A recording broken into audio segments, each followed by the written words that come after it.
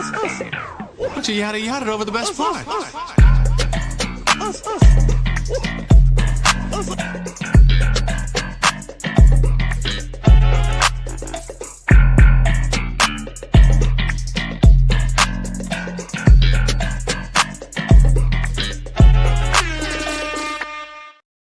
Ladies and gentlemen, it's another Sunday in Kansas City, which means it's another great day to have an episode of the Yadda Podcast, episode 112, where the players dwell, to be exact. It's the kid Joe Cornejo, Black Hyphy here, Nelson's here, Sebastian. Gentlemen, how we feeling on this Sunday? What's the word? What's the word? What's the vibe? Fucking cold. Why is it like this, God? Why is it like every time I breathe in, it hurts? Yes, it hurts. And why is every time I go outside, my joints ache a little bit more? They say the hottest part of hell is cold. I don't want to be there. Keep me away from the cold. Yeah. But it's a big Sunday here in Kansas City. The Chiefs just beat the Texans yesterday in the divisional game. Yes. Advancing to the AFC Championship. How was the game, fellas? What did y'all think about it? It was cool. We look good. Fucking Carl Loptis, 3 sacks. We had 8 sacks total. God damn. Yeah. Is there a new Greek freak? Yeah. His name is George. Big G. So yeah, I guess they're both. Did y'all walk away from the Gs. game feeling good about the Chiefs going into the AFC Championship? Yeah, but also I'm like, damn, football scary as fuck. Because Justin Reed and was it Watson? They hit each other. They collided. Justin Reed was asleep. I don't know how bro got back in the game. Tell me that wasn't a concussion. Somebody run the clip.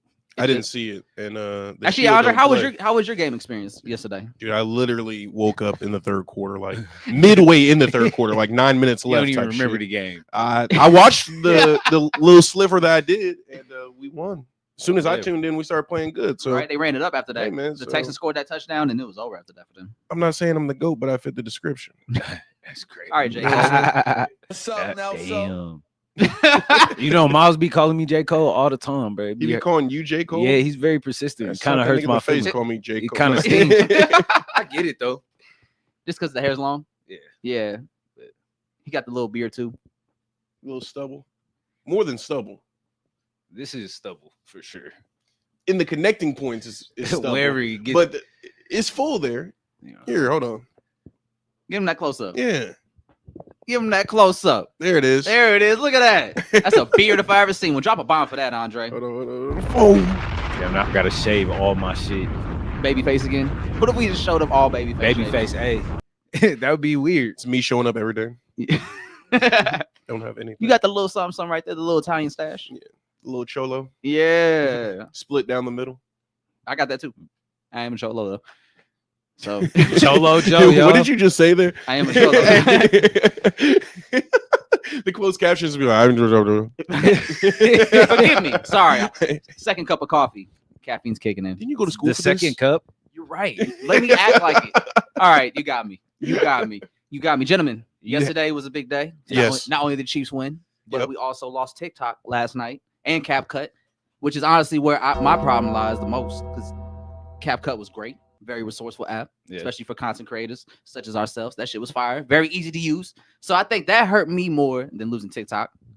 Like TikTok to me was just a platform I would use to post stuff for like my DJing or for the Yadda podcast. And it was pretty fun because we would actually get good engagement and conversation on there from people that would see our videos. And it was a pretty good algorithm. Like we always got like 1,000 views a video at least. And we only had like 130, 140 followers. So it was a good platform to really build up. Like every time we posted something, we would get new followers. So it was really a good trajectory for us on our time there. So it was pretty good for that purpose. So I do understand why content creators are pretty upset about this, because, Twitter and Instagram are just absolute dog shit algorithm wise. And so the reach is absolute dog shit. So it's going to be a lot more difficult, especially now with everyone migrating to those other apps possibly. But TikTok did go back up like before we started podding. So just for a brief second. It's currently running Thanks right to now. Trump, bro. Yeah, they said they gave another message. Pro That's Trump. what it said. Sebastian, show him the screenshot, bro. You didn't see this? No. So you're not on TikTok, are you? Nah, I don't be on TikTok. So I don't really understand like the. Look at this, bro.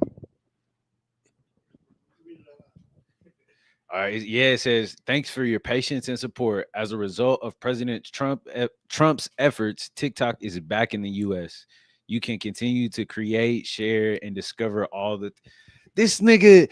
Yeah. Oh my God. He was the Oh my fucking God. It was a play the whole time for Donnie to just buy TikTok. Not he even didn't buy. He He didn't buy it. He just what he do? He just extended the ban. Oh. So he extended it to where they have like more time to figure out a buyer for America, which really, I really just want them to sell it or not sell it, but just take it away. I don't want TikTok getting bought by anybody in America because I don't need more Twitter bullshit on another app. I like TikTok because it's not ran by anybody in the government. It's not ran by American. It's just like a pretty pure timeline for what you want to use it for. Whereas like Twitter, Elon Musk bought Twitter and that shit just became full of Nazis. Yeah, cesspool of an app. It's not what it used to be. It's not fun. It's not enjoyable. It's a bunch of racist shit that gets pushed to your algorithm that you have to see. I hate Elon's Twitter, bro, and I refuse to call it what it is named on my phone. Yeah, it's always Twitter. It's Twitter. Like he really just took the greatest app we ever had and just fucked it up to the most insane levels to where it's not even an enjoyable experience no more. It's not funny. Is Twitter the greatest app we've ever had? It was for a minute. Social media platform. Yeah. Maybe not app. Social media platform. That's what I should have said. Yeah. Yeah. I agree to a point. Yeah. Like 2015, Twitter was great. I don't think I was on Twitter back then. Oh, dude. Yeah. I started my Twitter account, I think, in 2010. Oh, shit. Yeah. How many followers you got?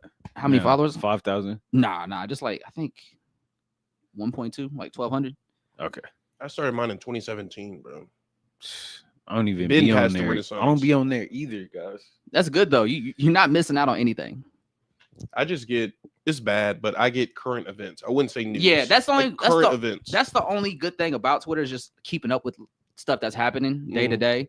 But then now that the algorithm is a thing in Twitter and it's not chronological order no more like it used to be, it's hard to keep up with real world events now because you're not seeing shit in real time no more. And it auto refreshes way too fast, bro. I hate that shit. As soon as you open it up. Back.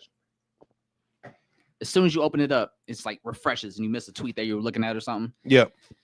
Yeah, it sucks. So I don't want to see TikTok go through that. I'd rather than just stand on their guns and just be like, we're not selling to you because you want us to. Like, I agree. Who are you to make us do that? Yeah. And it's a worldwide app, so they don't really need America. They're global. I think they do need America. For what? Bro, look at media just in general. Media runs through America. That's why we see British people, they consume our media so much that they're doing better accents of us than we do of ourselves. Yeah. We see that with Damson. We see that with Idris. And even that new Aaron Pierre nigga. That nigga British. Who's Aaron Pierre? That's Mufasa. Oh, that guy? Yeah. You didn't get that? Hold on. What's up, Nelso? Hey, man, they'll cut that out and be like, all right, yeah, he put that together. But anyway, no, but where was I going with that? I forgot. Media runs through America, bro. Look at even that monkey movie. That shit Better Man out here. Exactly, because nobody knew who the fuck it was, and the biopic is a monkey. Nobody wants to see that shit, and it's a musical of a musician we don't even know. Exactly, bro. That shit was probably hit overseas though. No, it didn't. It didn't? It flopped. And overseas? Yes. Why did they make him a monkey in that? What was the creative direction on that? I don't know, bro. Why did they make him a monkey? It's so like yeah, Caesar's y'all can do my movie, but I gotta be a monkey. Yeah, let's make it interesting. Like when Pharrell did his biopic, he's like, I gotta make it Legos. Okay, that makes sense. You always been kind of nerdy, colorful, in the and it's a good way to tell the story. This in your vein. This is cool. Yeah. You could be more. You've been with the Despicable Me and all that shit, so it made sense. Yeah, I like that. But no, TikTok definitely needs America, bro. Nah, fuck that. I guess we'll see then. I guess we'll see. Yeah, the dude's gonna be at the inauguration tomorrow. So, what do y'all think of the new app? Red Note? Yeah, I'm not downloading that shit. My roommates love it. They've been using it. Yeah. Ni hao, fine shit. Yeah. What is that? What do you say to me? It says hello. What's up, Nelso? That's crazy.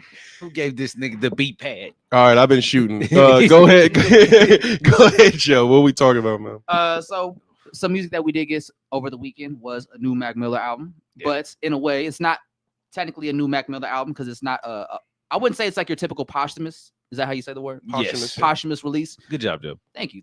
Drop a bomb for me, Nelso. Nigga getting bombs for pronunciation. The bar is in hell. Not everybody can do that. Remember, not everybody had hooked on phonics growing up, so they can't do that. No, for real.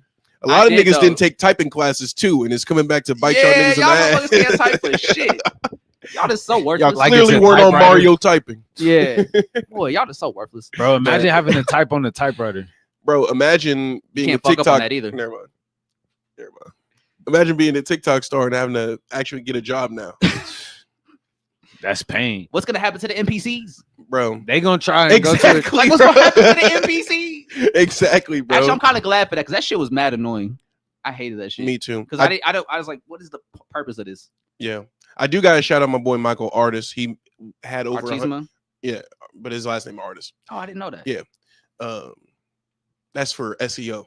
Ah, yeah, that's for SEO. No, but shout out to my boy Michael because he had over 111 something K on TikTok and has been like flooding the other channels to the point where he's up on Instagram too now. He's up on YouTube too now. That just shows you that just because one avenue worked for you doesn't mean that you can't go down multiple roads at the same time, especially when you have the platform already there. So shout out to him. I want to throw a applause in the thing because if TikTok does end up getting banned, we got some motherfuckers from the city that are gonna be all right. Yeah. So I'm glad. I'm happy. Sweet. And that's a black man. So drop a bomb for him. Man. Fuck. It's one of them days, man. Dropped a bomb message. A message bomb. Woo! But yeah, so Mac Miller dropped a new album. It's not like your typical posthumous release because it's not just random songs that were put together on an album or refreshed, redefined. It was actually an album that he worked on back in 2013, 2014. It was the time period between watching movies with the sound off and Faces. And so originally, after watching movies with the sound off, he started working on an album called Balloonerism. Yeah. And then as he was making it, he also started developing Faces. And the goal was to put some of those songs on the Faces, but then Faces eventually became its own thing. But this was an album that he really felt strongly about and he was really passionate about. So he always wanted to put it out, but he could never just find the right time to do it creatively because he was always in different spaces. And so his family, his estate wanted to put this together and actually give it the official release because it started leaking a little bit in 2020 and people started talking about the Secret Mac album that never came out. And this was what it was. What do you think? I got through like half of it before I had to be like, I can't lose to it right now. I'm getting too sad. Yeah. It made you sad? Yeah, it made me hella sad just because that's just something that's been happening a lot. Yeah. You know, last year, like my brother-in-law OD, you know, and that's how Mac died, how Little Peep died, how B-Joe died. Were you a big Peep guy? Another of our friends. Yeah, that was like, I enjoy his music. I thought highly of his music. Rich Homie Quan. Rich Homie, bro. Yeah. And just it's sad to see that shit and hear about it. And I think it just makes it harder for me to like hear that shit. Especially it be hitting too close to home for me. So I'll be like, I just have to turn it off. Yeah, I feel that because when I was listening to it, I did get like really sad because it's from a time period when Mac was still like really young. But the thing I loved about Mac's music, that it was always like this pureness to it. Yeah. And innocence that it's just like, oh, this is just a good dude. It felt like who had his own battles and struggles himself, but he was still like, he didn't let that make him bitter or turn him angry. He was everybody around him said he was just kind, a good dude. Smiling. He seemed like he was all right. Yeah. And to hear that and just know like how it ended up playing in the end for his story is just so heartbreaking to hear because, you know, Faces, he kind of dove into like that dark space a little bit more. Yeah. And you could hear that on Balloonerism where he's starting to get to that point and creatively. Because I think the second half, I think it's after Miss Debbie Downer. That's where I stopped at. Yeah, because that's where I was like, damn, this is hella descriptive. Like, yeah, it was like that one. And I don't think he's ever talked about like drugs like that. No. So mostly just like coding. openly. Yeah. I mean, no, he talked about like different drugs or on like Faces. He's like talking about blow and snorting lines and shit. Yeah. But it's like he wasn't. He was just like, yeah. That's when he really started going down that. And I think it's more detailed. Yes. Different feel. And like, whoa. For like Miss Deborah Downer, Stone, Shangri-La, Shangri-La, Funny Papers, and Excelsior.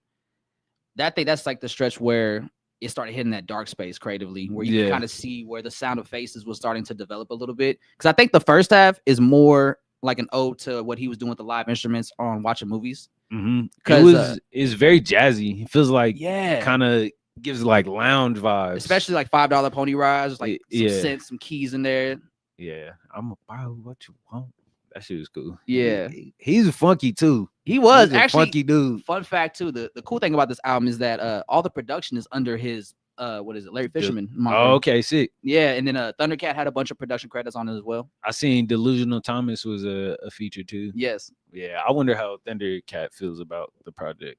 I think he felt pretty good about it. I think he posted about it. Yeah. Just saying, I miss you. Yeah. But I think how it's cool how he sequenced it, because it almost feels like the story is of this. It's almost like a dream-like sequence, right? Where Tangerine Dream starts off and just the tangerine playing, and the first 5 songs are pretty atmospheric, almost like a dream-like state. And then I feel like it's just him just kind of documenting his time and fame at that point, where he's getting more bigger and more famous. It's like a balloon; he's just getting higher and higher, like metaphorically and just in life. Yeah.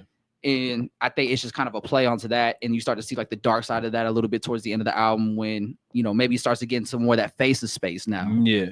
And that's where Delusional Thomas comes in. Because I think this might have been like the start of Delusional Thomas, or it might have been like a little bit after he put out that project.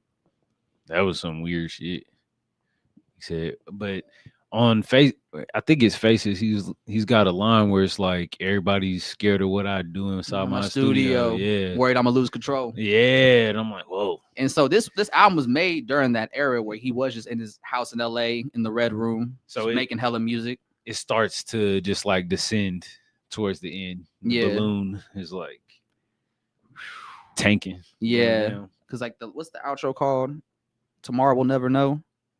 Tomorrow We'll Never Know. And it's just 11-minute like instrumental outro essentially, and it just does a really good job of just setting this eerie vibe that if this would have came out before Faces and then Faces followed, it would have been a perfect album in the middle. Yeah, they complement each other pretty well. Yeah, that shit is crazy. Yeah, but it did reemphasize just how much losing Mac into that situation, how it all happened in real time, and just feeling those real emotions and impact when we got the news. It just kind of hammered home how much that shit does hurt me, just how he passed away, and then how it kind of became a reoccurring thing just in the world, in our lives, that people passed away like that. Yeah, it definitely is shocking. Yeah, but wake up call, you could say. Yeah, 100% a wake up call, and it just shows you like, just gotta love your people out. They here, and just you never know what somebody going through. Because even when Mac passed away, I thought he was at a point where he was probably the most clean and sober he's been in a while. Yeah, because that was the sentiment I got. But when I listened to Swimming, one of the concepts and the themes he talked about was how he is overcoming his issues and his problems, but he's not fully beating them just yet. He's like above water. Yeah, he's swimming above water right now, but he's making strides. And so like when it went that way, it's just like, damn, son, the whole album is about you keeping your head above water, and the thing you was like trying to overcome is like the thing that eventually brought you down. Yeah, that shit tough. It is, but I am happy that when he ultimately did pass, like everybody just had nothing but great things to say about him. And he's really a figure in hip hop that is always beloved. Even when he was alive, people loved him and respected him as an artist and as a person. And I think that's just great. I think we need more of that energy in hip hop. Just some good people. Yeah. Genuine good people. Because think about it. The Mac Miller tree is a huge one when you look back on it. Like from 2012 to 2015, what he did in LA while he was out there, he helped a lot of people. He gave a lot of people platforms, chances. Vince. No Vince without Mac. Exactly. Sure. Man, it is pretty crazy. But everyone felt like they was friends with him, I would say. Yeah. That's the kind of music he made. So he did what he was supposed to while he was here. Yeah. And I don't know, I just always, it sucks that he passed when he did, because he still had so much more to give to the world, especially music wise, because he was so talented. And every project he put out, he was always progressing his sound and what he wanted to do, and the quality of it too. Like I think Mac after Blue Slide Park, I think Mac really got better with each album, and that's why it was so cool to experience. Then what was it after Blue Slide Park? Macadelic. Yeah, yeah, the Macadelic. And That's watching an movies. album. They consider that an album. It's a mixtape. Yeah, and then watching movies. That's the next Yeah, album that's the that album. came out. That shit was crazy. I love that shit. And then you could tell he was like off at that point. Yeah, a little deranged, It was like, a little whoa. delusional. And he put that was it the Loaded Lux disc? Yeah, That shit is hard. Easy Mac with the cheesy That's raps. like one of my favorite hip hop moments, and that's like a clever way to respond to like some beef, Yeah, that was brewing. like apparently. to address it. Like, Yeah. oh, I think this is cool. You want to be on the album? And then just like that. See, You think he got credits? I think he did That's on the tough. album. Yeah, for sure. Because Noah Mac, he probably would do it the right way. Just be like, hey, I fuck with that. That's funny. Yeah, Let's put it on the album. let's do it. He didn't take himself too seriously. And like when people called him out, he never took it personal. He just continued to be himself. And the more you learned about Mac, the more you saw he really was just a hip hop head at heart. Like he just loved rapping. He loved the genre and he loved being a part of it. And did it all without a Drake feature. And he did it all without a Drake feature. Drop a bomb, Andre. Yeah, so I think this is a great release. I think his estate's done a great job just handling his music post departure with was it Circles, the last posthumous album. Yes. Like that was all original music that he was working on too. Like they're not doing it, I think, in a distasteful way. They're really treating his legacy with care and making sure that when they do present these projects, it's done right and it's done how he would have wanted it. So, applause to them. Andre, give him a round of applause. What? What was that? What was that, Andre? Hey man, my finger's slipping, man. Pause. He's doing it on purpose. Whoa. What do you mean by that? Yeah, for real though, Joe. What do you mean by that pause? That's more of a safety net. Why are you safety netting with the pause? What is so dangerous? You What never is know. going to slip through the cracks? Hey, yo, pause. First off, No pun intended. it's getting crazy over here. What about everybody. no pun intended? Andre, pivot us. Where we pivoted? Well, hey, no, because we're getting to some real shit. Why don't we just say no pun intended? Huh? We say Why don't- pause why don't- instead. We Nah. We keeping it P. You're not gonna wiggle out of that. Pause. First off. Look at him. Resume. All right, I'm not good. I'm not gonna do this on the pod. The nigga wanted to straighten up. All right, I'm not All good. right, all right. Yeah, 'cause I'm I'm- back. I forgot. I said I don't want to play. I forgot where I was at. I don't want to play anymore. All right. Speaking of not wanting to play anymore, let's talk about the Drake lawsuit. While we're Oh here. shit. He backpedaled. He backpedaled out of that, and then he ran right back into another lawsuit. This time, defamation, suing UMG Music Group, Universal Music Group. Oh, for defamation. Yep, for allowing the "Not Like Us" song to get as popular as it did. They pushed it, and they said they apparently paid streamers and influencers and content creators to help react to it and push the song's popularity even more. And then they actually cited a few lyrics from the song. Casanat, right? Casanat, Mark Supreme, RDC, and then another one got mentioned in the lawsuit. They're not being sued, but they are being name dropped for like That's crazy, the defense's case. man. That was cool. I wonder how much the checks was. I'm just kidding. Life changing. But see, the funny thing about the Casanat being dropped for his reaction to Not Like Us is that that Friday night, Kai said Drake texted him and he said, "Yo, stay on stream," because he was about to drop Family Matters. And then he did. And then, when Not Like Us dropped, he reacted to that. And I guess his defense team didn't like that, and they put him in the defense argument. That's crazy. See, Oh, and they're actually accusing Kendrick of being anti-Semitic via song lyrics from Not Like Us. They said Kendrick called Drake a colonizer because of his Jewish heritage. Damn. I'm not going to speak on that, but that's- I am going to just- speak. I It's in am the going to. documents. It's in the. I'm just saying. This is what the defense is saying. He's got really good lawyers. Hey, I just want to speak to the Kai Cenat point. This new media and live streaming and everything being instant and in front of people's faces, you can't just lie to niggas no more. You cannot Facts. just sit up here and say, what is it? You cannot cast a stone and hide your hand. That's what it's called, right? Or that's Yeah. the phrasing. All right, yeah. Yeah. So like we have you on video saying stay on live. Stay right there. I'm about to press the red button. And nigga, somebody just stumped on that whole release and you mad about it. Yeah. So on top of that, there's a whole song of you saying you fed Kendrick this information that he used against you. Yeah. You said that you taking part of it. Yeah. You told him on the AI song, you wrote that and you performed that in the booth as a Pac AI voice to say, like, tell him that he likes to play with little girls. I heard that on Joe Budden podcast. It has to be true.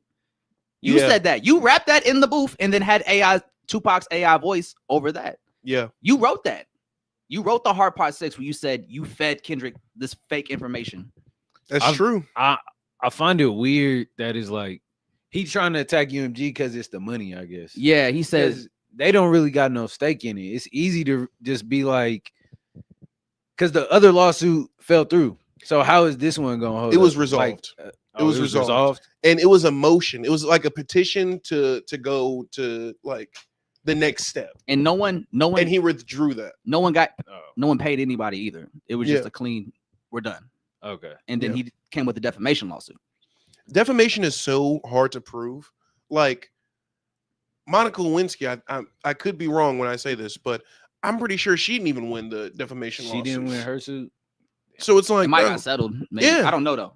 Like in terms of trying to, I don't know, deface a public name, if you're at a certain level, it's like you have to really, really try and collect as much evidence as you can to say that this person, their influence caused me to lose money. Yeah. Mm-hmm. And it's like, why would UMG? Hey, some of y'all don't even got no money right now. Exactly. You don't got money to lose. How we gonna defame you when it's true that you don't have no money? Honestly, your name's all you got left. You talking about Drake? No. That was directed at somebody. You know who you are. Drop a bomb, Andre. We gotta get some gunshots next. We don't need no No, here we go. This is the gunshot. Us.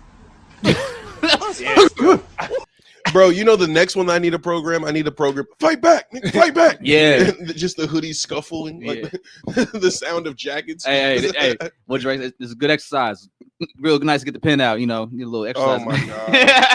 Oh my god. You know what I'm saying? I'll see you next summer though. But no, defamation is very hard to prove. Yeah. Ultimately.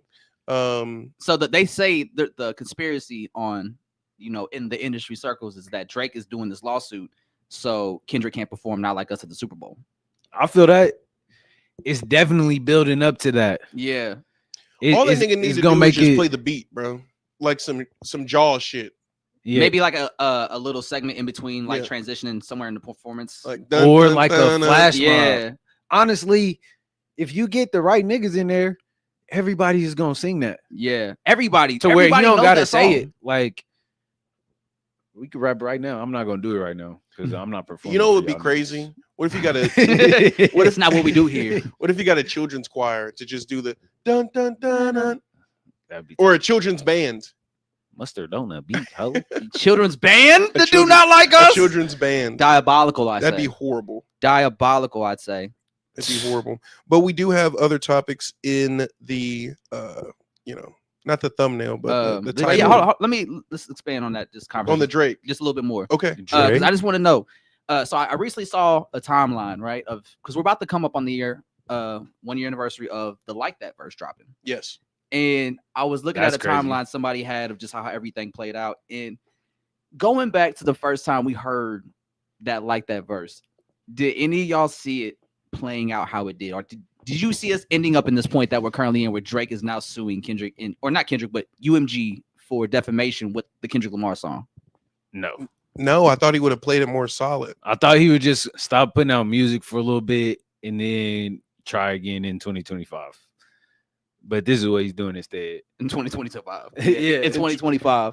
In the big year of 2025. Yeah. You kicked off the year with a lawsuit against your record label. Bro.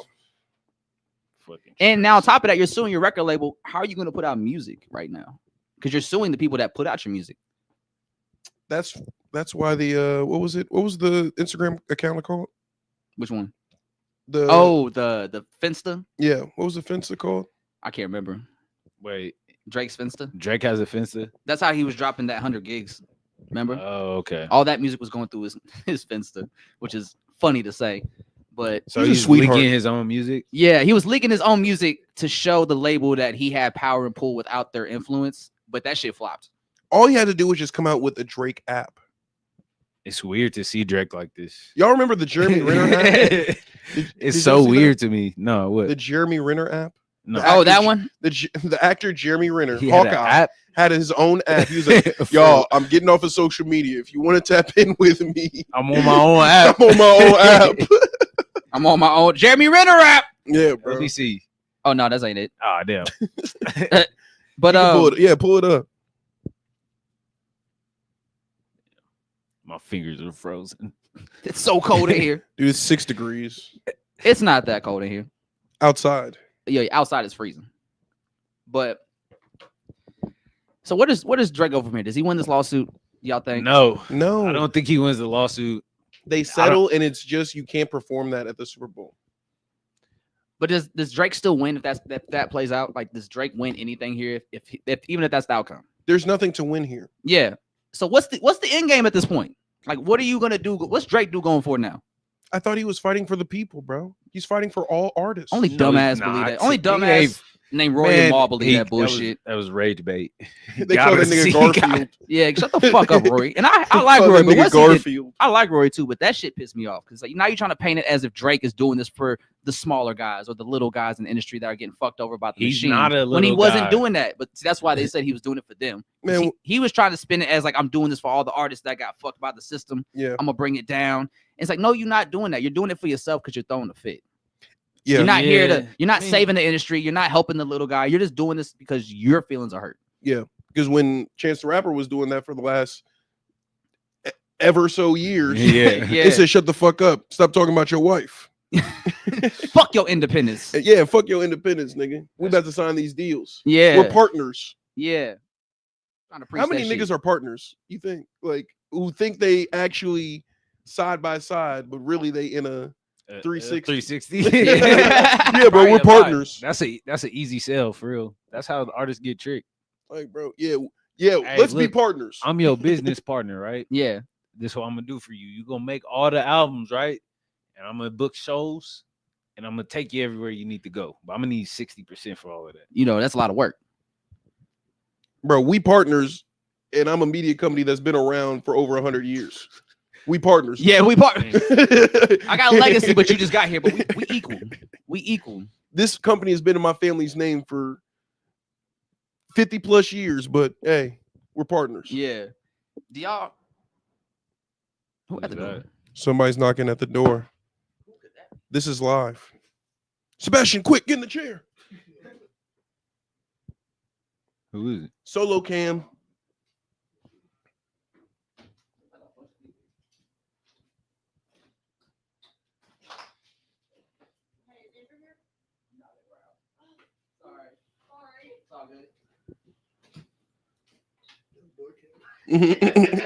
Door cam, solo cam. What the fuck? Sorry, y'all. I had white people at my door, but yeah. All right. So, what do y'all think this is gonna lead to in the overall bigger picture of hip hop going forward? Do you think this is gonna impact how people go forward with diss tracks or even how people use lyrics? Because now with the thug shit, lyrics are being used in court. Drake is using lyrics from Not Like Us in court right now for this case. Like, is this gonna change how things move forward for hip hop? Hopefully people will start moving more careful and just more intentional, you know? Mm-hmm. If Drake wins, then I think this does horribly for commentators who use media in what is the term, fair use. I think that like throws it like to a whole nother stratosphere as to what is fair use and what isn't, because all these streamers were reacting to it based off the agreement with UMG and Twitch that, hey, we're gonna let you ride, we're not gonna come for you because we know that this is the new wave, this is the new media, Yeah. but y'all technically can't do this. Like, people can't technically stream music and react to it Yeah. on Copyrights. exactly. Yeah. Because somebody needs that residual, somebody needs that money at the end of the day. But if this does go through, I mean, okay. if this does go through, it will fuck the streamers over and people who react to media. Damn, I guess in my opinion, you have to acknowledge how powerful like streaming is at that point too. that they are. Yeah, They're saying that they're these streamers influences are the reasons enough the to do song that, got so popular. Exactly. Yeah. And these reactions are the reason that it amplified it. Don't blame and the it's like, bro, influencers. Yeah. those shits were genuine. Not What the about all the streamers. other people under them? Like, it's not just a blanket thing. These Okay, three. we're moving. Yeah, we're Yeah. moving in this way. Hey, in my real life, I heard "Not Like Us" everywhere I went. When did you hear Family Once Matters? it came out, I heard it when I decided to listen to it for the podcast. You know what I'm saying? Like it I heard wasn't it the night of. Yeah. It wasn't just. It was in my environment too. Yeah. Like it was organic, and I think that's where he lose the argument. Like I don't know. Like But little kindergartners are singing the song. What yeah, about- it's not? That's not influencing bots. What Didn't- about the? Didn't Go something ahead. happen with his kid? No, like he what- pulled him out of school. Oh, he They just said they had to pull his kid out of school because of the song. Yeah, Oh, that's okay. in the lawsuit too.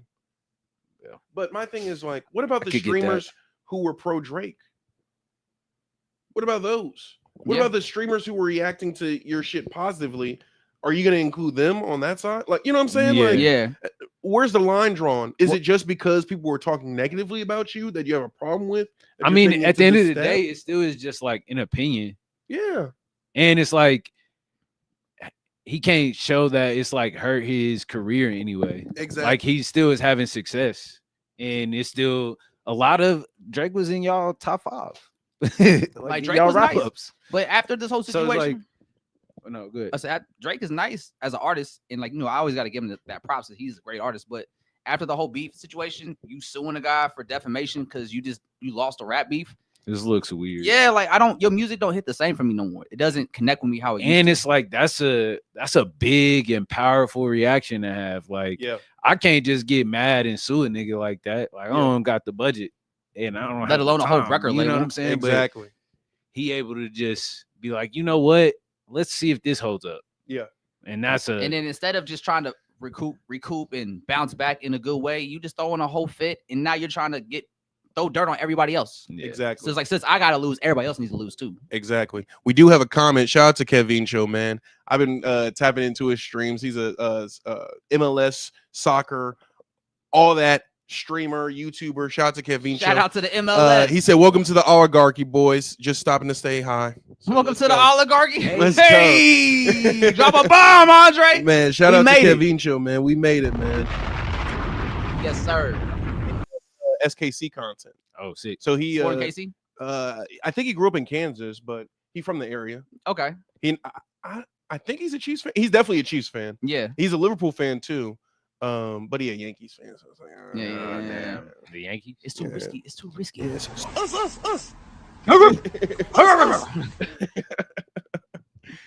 Hell yeah. So we're good. Yeah. But yeah, I just don't like Drake's music isn't the same to me anymore, especially just I have been skipping it.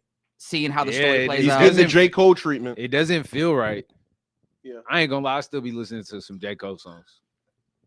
I have to really be in the mood, which is never Yeah. hasn't been the case. I a felt the long urge time. to listen to Apparently. Like, Dun, dun. yeah, I like that. Apparently. And I like the music video. He riding the bike and shit. It's Yeah. cool. It's like, all I right. keep my head head high. high. Yeah, yeah. And then J. Cole got some good music. Yeah, He do. he do. He's like, I'm sorry, mama. No, he's like, I love you, mama. Yeah. Keep my head. Yeah, that shit Yeah. was crazy. Banger. Yes, Cole got some, but Cole still has time to correct it, and he's kind of slowly been doing that. When he had the podcast, he was uploading his old projects to streaming service, so he was kind of like writing this shit. But now it's going to come down to like, what is your next real move in Yeah. terms of, like, in the moment. So I think that's going to be the make or break moment. If it's the fall off, it's already going to be a make or break moment. For Drake, he's just not getting it right. So now his music right now, even the classics, aren't quite hitting the same no more. I will say, this is the one Drake song that has been cutting through the. Which one? What's that one for you? It's been. Right? It's middle of the ocean, bro. That song off of Her Loss. That song is good. Oh, I don't even know how it goes. I can't picture. I'm in the Beaverlos in the Masoni room. The boat was rocking too much on some Aaliyah shit. Oh, that For one. real. Yeah. For real. That's for real. I don't even know what I said. I'm in the Masoni room in the Beaverlos. I'm like, What the fuck is that? What word is that? That's what he said, bro. I'm in the Sony room in the sometimes Bibelos. life just be crazy like that, I guess. That's where the next More Than Friends is gonna be. In the Sony room at the Bibelos. The boat was rocking too much on some Aaliyah shit. For real. For real. For real though. Y'all Oh like Drake and 21. Y'all good one too. No, it's a 21. 3. What are you doing? Yeah. You are you who would he be here? No, it's are we it's dumb, the brain, dumber? No, it's the brain, the heart. Are we Future, Baby, and Thug? Are we Tiny? You little baby. Are we Tiny Rebel Soldier? Child Rebel Soldier? Oh, whatever. Tiny Rebel Soldier. It never happened, so it doesn't matter. I'd rather be that. Child Rebel Soldier? Yeah. I'll be Lupe. Nah, you Lupe. You for real. You definitely for real. You got the trucker hat. Yeah. Hell no. And I'm for real. I'm for I'll real. be Kanye fine. Y'all know it's true. The stream knows. Man, we need to put polls. Who's who? Who's who in Child Rebel Soldier? You fucking Kanye for sure. Yeah. Yeah, I'll take that. Yeah, you are. So then by I'm default, Lupe. by default, you Lupe. Okay. See, you're like Food and Liquor, Lupe. But you be, hey, I'm gonna do a character analysis right now. You be skateboarding? No. Okay. You skateboard in your life ever? I stepped on a skateboard one time and I was like, no. You know, the only time I stepped on a skateboard was twice. I bust my ass. For Rocket Power. I wanted to be in Rocket Power. Yeah. And I wanted to be in Zeke and Luther. Remember Zeke and Luther on Disney XD? No. It was a skateboarding show. Hey, bro, look up Zeke and Luther actor. That nigga been in some shit lately, bro. Oh man, it's Real just prison time. a Dennis or another Disney Channel Crash out. Dang, hate to see it. It's something in the water over there. Yeah, in Anaheim. Something in the water in Anaheim. God damn it. Yeah. Well, we do got some more news. We do. We do. Snoop. Well, we can jump there. Uncle Snoop. All right, we're gonna talk Uncle about Tom. it. You said that. I did. You said that. I did. Drop a bomb. It wasn't the edibles. It wasn't. You can't blame the edibles for this one, Snoop. No. And Nelly doing it too, ain't it? Yeah. Nelly too. God damn. Not our country cousin. Oh my god. But you know it's all good. We still got Smino And Chingy. and SZA. Chingy would never do that. Does SZA even claim St. Louis? I think that's a thing. Hey, by the way, y'all should go see that movie. Wicked. I want to check it out. That shit hard. You said that shit Wicked. good. No, SZA's not in Wicked. What the hell? One of them days. The nigga said Wicked. For a minute. Wrong black woman, Joe. Hey, you should God go see damn. that one too, though. Wicked. Yeah, I like Wicked. Bro. I guess I seen it with my mom and my girlfriend, so I was just like, I feel like they should have started with the whole sing along ones. What? The sing along Wicked showings. oh. Because I feel like that's like the thing. Remember, everybody was going to Barbie in pink. Yeah. Nah, could've fuck been Barbie the- Oppenheimer. because Oh, yeah. everybody can't sing though. Like, nah, fuck So that. if you're there to find me. Hell no. I would. I would walk out. Everybody can't sing, bro. My boy Kevincho says Snoop's decision shocked me. Drop an album. It's terrible and needed a paycheck apparently. Question Nah, mark? see, that's the thing though. That's what really upsets me about this. Because Snoop is a guy who has been selling his name, brand, and likeness for so many years now. At least 25 years. He's now. been pimping himself out. Yeah. It's not bad when you To pimp pimp a yourself butterfly. out. Yeah, it's not bad because like the goal is right. So I always thought the goal was to make as much money as you can. So eventually you get to a point where you can say, fuck that. I don't want to do that. Yeah. You have Yeah. fuck you money to say, I fuck that job, fuck that I get opportunity. fucked I don't y'all need money. to go on stage and prance for the fucking Republican president. Yeah. I don't need to do that. But that's Or any president. or any president for that or matter. it's just Any like- politician for that matter. Hey, niggas could just be being them true selves. Yeah. And we might just have to accept people for how they is. Like, I don't know. Maybe this nigga was behind the Drake shit. But Kevin Cho brings up a good point. He called out Kanye for wearing the MAGA hat. And there's a clip So of he's him been a going hypocrite. around Yeah. from way back when where he's like, I better not see none of y'all Uncle Tom, shucking and jiving ass so-and-so's performing for Trump. Yeah. I mean, he Here definitely goes lose 4 years credibility later for and- this shit. That's why because I remember when the Kanye shit happened, Snoop was one of the first ones to call him a sellout. Yeah. Like he was the one that was most vocal about it. And now to see you just kind of, sell out now for the same guy you was clowning Kanye for, it's just hypocritical. And honestly, like Snoop been moving funny for like the last 5 years. even with the Kendrick and Drake shit, when it came to the NFT shit, I just didn't like it. I was like, you don't have a ground to stand on. You don't really stand for nothing. You don't have a code. You don't. You just move off money. Your code is money, and that's why it's disgusting to see, because there's nothing you won't do for $1, and that's disappointing to see Snoop Dogg just get to that point, because he doesn't need to do that. Every man's got to have a code. Has Shannon Sharp replaced Snoop in the Unk lexicon? Nah, I mean, they two separate. It's not it. They two separate unks. Yeah, there's more than one type of unk. So Shannon is like the unk from the mom side. Yeah, he's the more together unk. The more together when he plays sports, he wasn't really in the street shit.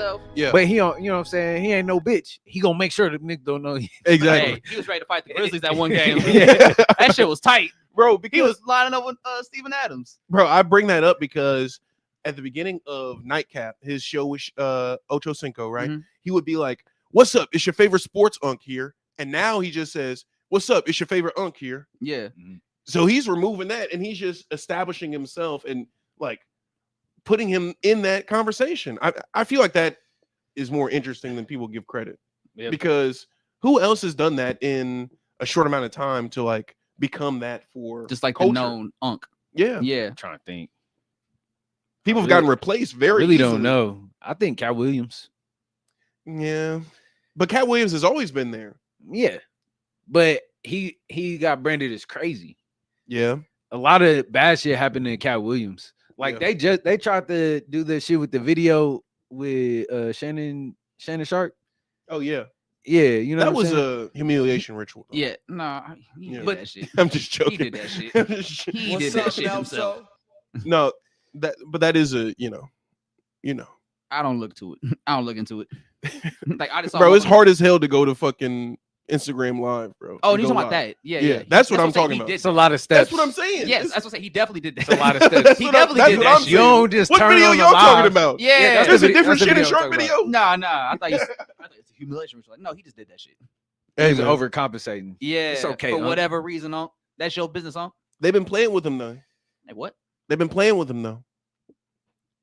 The people. Oh, they've been playing with him though. They've been saying his pants too tight. You know, I'm he proud walk of around you, with the teacup dog. He didn't even say pause. I was about to, because I just make sure I was hearing that correctly. They playing with him though. Pause.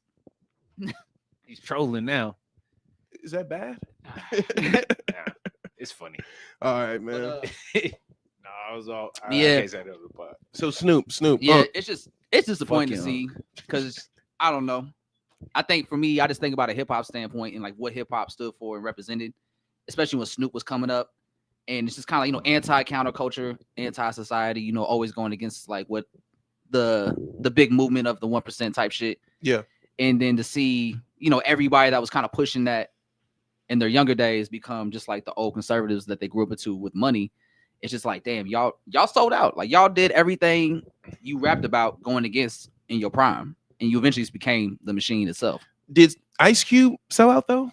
Ice Cube definitely sold out. Family movies and shit is selling out? No. I mean, what is the definition of a sellout?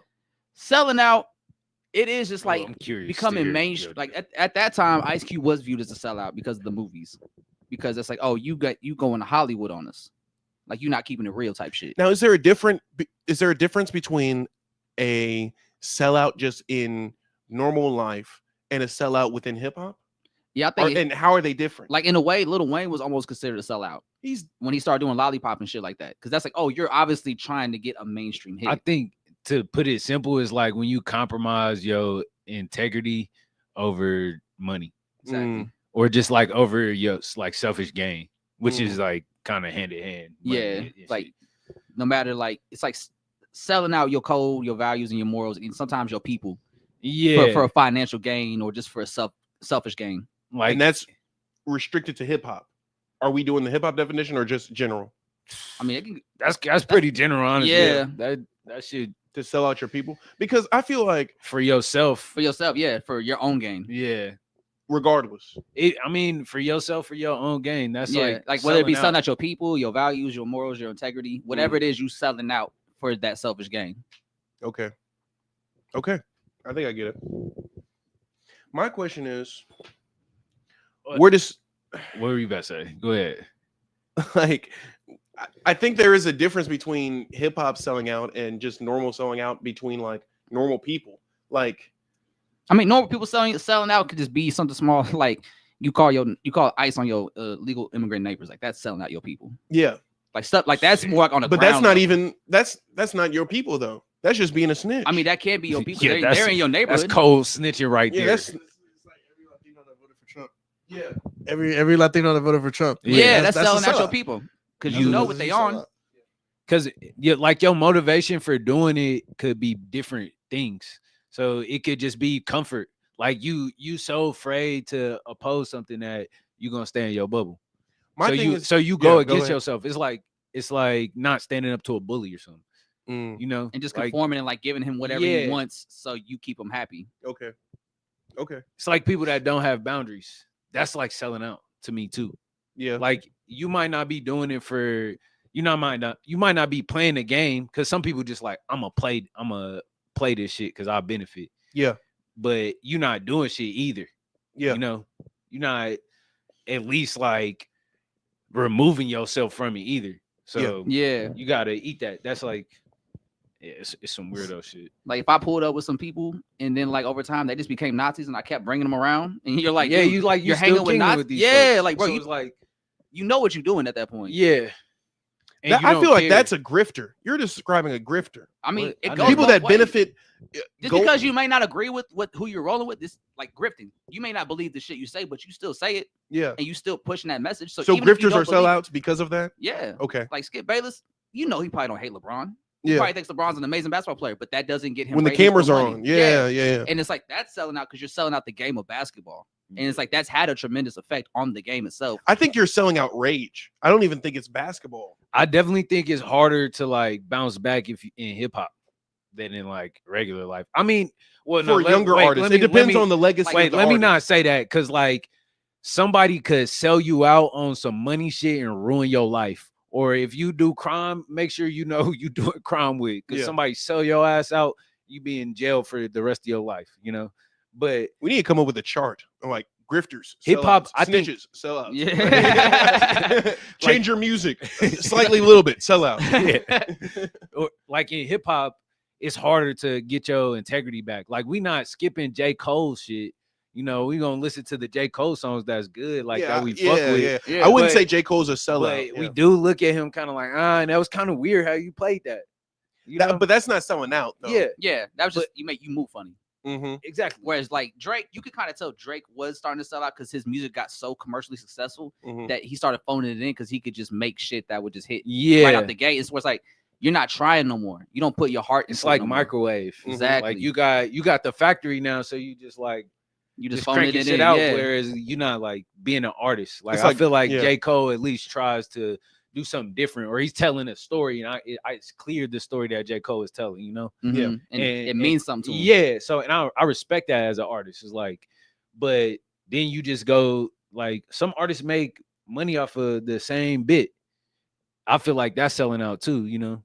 Like Not improving. not necessarily just improving, but not doing what you want. Like part of being an artist is to break that mold of whatever mode it is.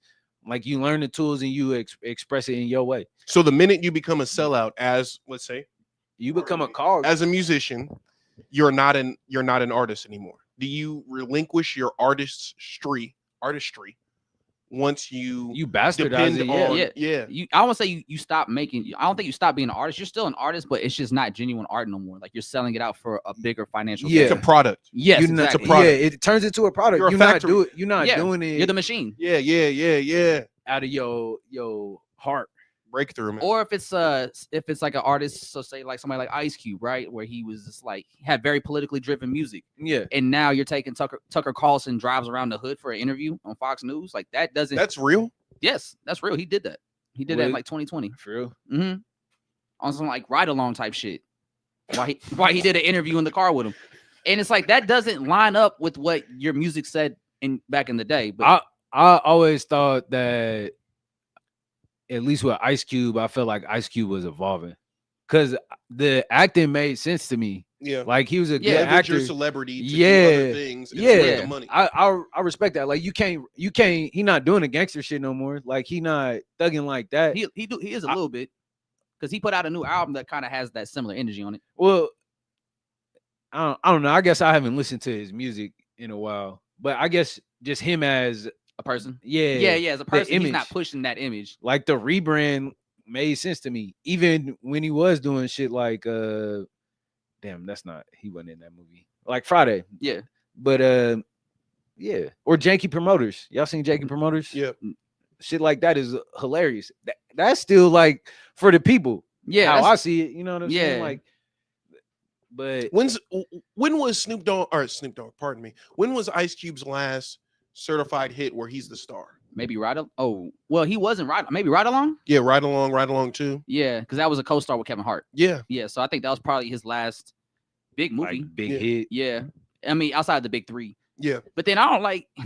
I like his little features in certain movies. Like 21 Jump Street. Then he started. Yeah. Then he also started complaining about the NBA. Then that really started turning me off. No, that's a cool play, bro. You gotta admit. Why does the NBA? The big three. Why does the NBA need to work with that? I mean, that's what he was complaining. Like, that's what he was complaining about. He was like, they won't work with me. They won't do collaborations. We told them we're open to doing stuff with them. They're like, now they're like, he's like, they're stopping opportunities for us, which is like, yeah, I get that problem, but it's like, why does the NBA have to work with the big three? Like, I mean, they treat him like say no, a competitor. Yeah, it's like that's what it is, bro. And I guess it does more for the NBA than it would the big three. He should go after the NCAA. Yeah, that'd be a nice bag. Or the just NCAA. Mm-hmm. I mean, it's not everybody gonna make it, bro. No, he speaking got of a good thing. Like there's a ton of like basketball players that can play really well that either make content or do that type of deal. But Baller's Life kind of got that shit on lock. That's who he really should partner with. Yeah. Baller's Life. Yeah. You can do some cool shit. Did y'all hear word that Mav Carter's apparently trying to start another league? With like he's trying to gather some billionaires to put some money into like a foundation to start a whole nother professional basketball league. No, wow. International too. That's gonna compete with the NBA. Oh, that's kind of cool though. Yeah. All right, so like a Euro league, but a world league, worldwide league like the NBA able to happen. Like, damn, how would that even work? Because you have to be like the Champions League for soccer, bro. Yeah, but what they should do is less games. You don't have to make new teams. There's enough teams. There's enough fandom. Right? Just create the system in which the various teams from around the world can interact with each other. They gotta move in sync. Yeah. I get what you're saying like though. The Emirates Cup, that should be international. That should be open to anybody in the world, in my opinion, because that brings, bro, the Emirates Cup, that's what is that? That's Middle Eastern. That's a Middle Eastern aviation company. Oh. It's a commercial jets. Planes. Yeah. Oh, that's what that team's they've been named in after? soccer. That's what that team is named after? A jet? No. They're not named. That's their main kit sponsor. Okay. Yeah. Okay. So Arsenal have Emirates, Fly Emirates, and Real Madrid have Fly Emirates. Okay. So, yeah. They need to work with Real Madrid has a basketball team. Barcelona has a basketball team. Oh shit. Where are these facing in America?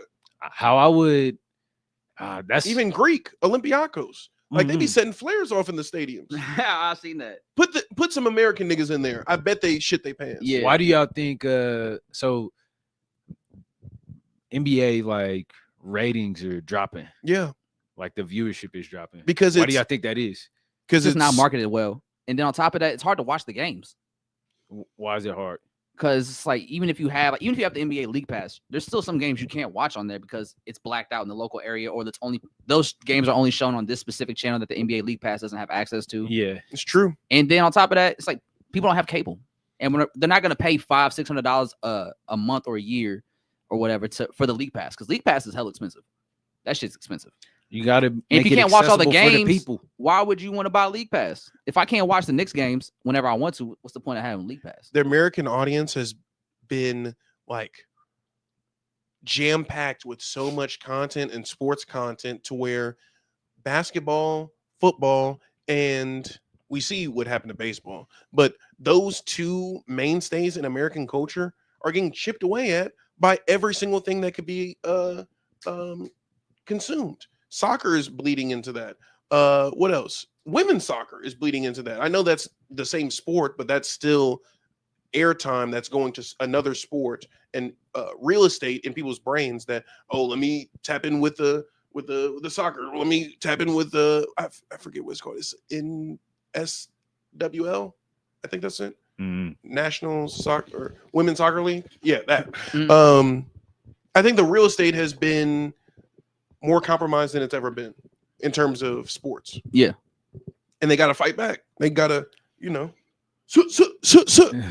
fight back, nigga. Swing on them. Yeah. Do something. Fight back. Fight back. Yeah. There's hella shit on every fucking service. I'm like, oh shit, let me watch F1 now. Let me watch tennis now. There's so much shit that we come in contact And plus, with. People that watch the games probably just stream that shit illegally. Exactly. Now That's another thing. Now that streaming like illegally is like super popular now because shit's getting too expensive. Yeah. I'm not about to pay $500 for a fucking league pass. You tripping? Sion on his burner says it's a lack of star power.